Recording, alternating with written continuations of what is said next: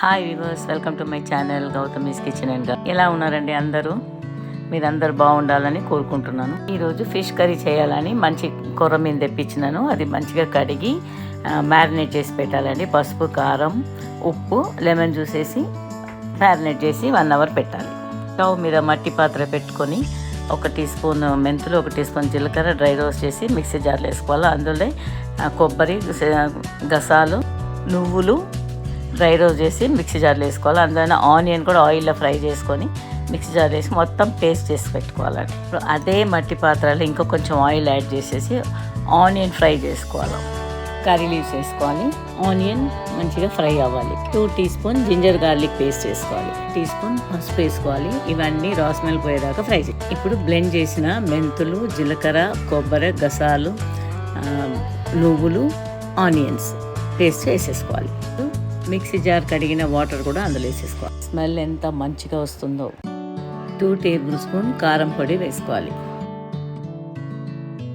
2 tea spoon ధనియా పొడి వేసుకోవాలి. అన్నీ కలిపేసి మసాలా మాడకుండా కొంచెం వాటర్ వేసుకొని బాగా ఫ్రై చేసుకోవాలి.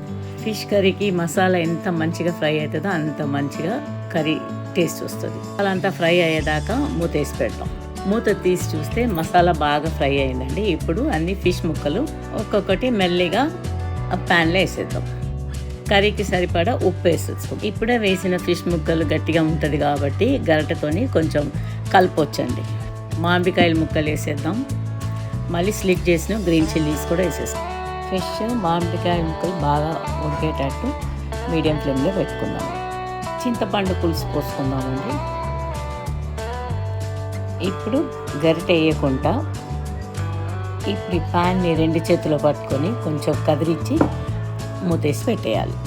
మటన్, చికెన్ కంటే ఫిష్ చాలా హెల్దీ. చేపలు, మామిడి ముక్కలంతా మంచిగా ఉడికింది. ఇది పులుసు కాదండి, ఇది ఫిష్ కర్రీ. ఇది సో గ్రేవీ ఇది చిక్కగానే ఉంటుంది. ఇప్పుడు కొత్తిమీర, కరివేపాకు వేసి మూతేసి పెట్టేద్దామని స్టవ్ ఆర్పేద్దాం.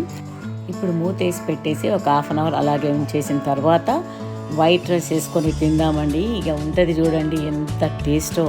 ఈ వీడియో మీకు నచ్చితే లైక్ చేయండి, షేర్ చేయండి, సబ్స్క్రైబ్ చేయండి. Thank you.